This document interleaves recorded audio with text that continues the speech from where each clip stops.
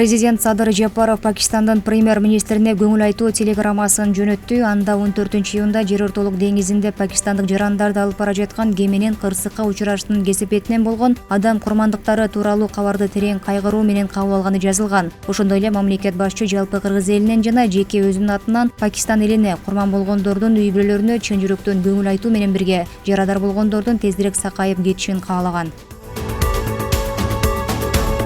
Министрлер кабинетинин төрагасы Акылбек Жапаров 20-июнда жылытуу мезгилинде Бишкектин экологиялык абалын жакшыртуу жана ыштын алдын алуу боюнча жумушчу кеңешме өткөрдү. Бул тууралуу өкмөттүн басма сөз кызматы кабарлады. Жыйында Бишкек жылуулук электр борборунун отун менен камсыздоо түзүмүн өзгөртүү, көмүрдүн ордуна жаратылыш газын пайдалануу мүмкүнчүлүктөрү тууралуу маалымат айтылды. Эгерде жылуулук электр борборун жаратылыш газын өткөрсө, көмүрдү колдонуу 600 000 тоннага чейин кыскарат. Бишкек мэри Эмил Абдыкадыров учурда 22 отказан газ менен жылытууга өткөрүлүп жатканын маалымдады. Анын айтымында жүргүнчүлөрдү тейлөө үчүн 800 автобустун келиши күтүлүүдө. Ички иштер министрлиги үстүбүздөгү жылдын 21-23 июнунда Германиянын президентинин Кыргызстанга расмий сапары учурунда коомдук коопсуздукту камсыздайт. Бул тууралуу Ички иштер министрлигинен билдирди. Мекеменин маалыматына ылайык, Ички иштер министрлиги иш сапары учурунда мыйзамдуулукту жана укук тартибин тийиштүү деңгээлде камсыздоо боюнча чараларды көрүп жатат. Расмий жана салтанаттуу иш-чаралар өтө турган жерлер өзгөчө көзөмөлгө алынат. Бул иш-чаралар учурунда жолдун айрым тилкелеринде унаалардын кыймылына чектөө киргизилет.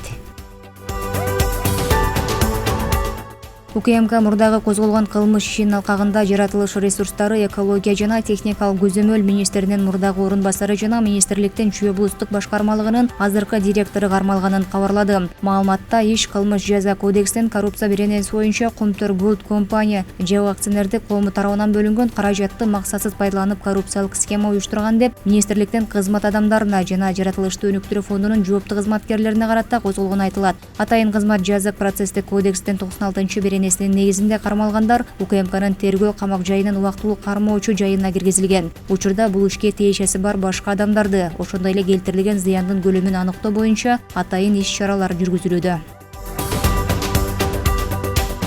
Ысык-Көл эл аралык аэропортунда күн мурун Екатеринбург багыты боюнча биринчи каттамды салтанаттуу тосуп алышты. Бул тууралуу Манас аэропортунан кабарлады. Маалыматка ылайык, Орусиялык Урал аба жолдору авиакомпаниясы бул каттам боюнча жумасына 2 жолу дүйшөмбү жана бейшемби күндөрү үзгүлтүксүз каттам аткарууну максат кылууда. Биринчи каттам менен Екатеринбургдан 82 жүргүнчү учуп келип, Ысык-Көлдөн 62 жүргүнчү учуп кетти.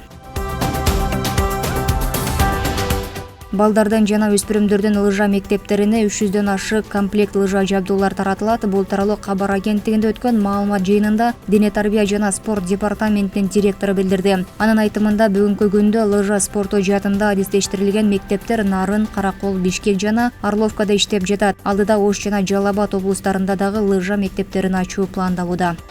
Лыжа спортун өнүктүрүү үчүн Нарын областында дагы спорт мектебибиз бар. Ошол жака 80 даана лыжасын беребиз. Чүй областына дагы 80 даана лыжасын беребиз. Ошондой эле Ысык-Көл областына 80 даана. Анан биздин ошол Жалал Абад менен Ош областына дагы азыркы күндө ошол тоо лыжасын өнүктүрүүгө максат коюп, ал жерде дагы спорт мектептерди ачып, ал жака дагы 50дөн тоо лыжалардын комплекттерин тапшырууга ниеттенип атабыз. Азыр буюрса бизге 300дөн ашуун лыжалар келди.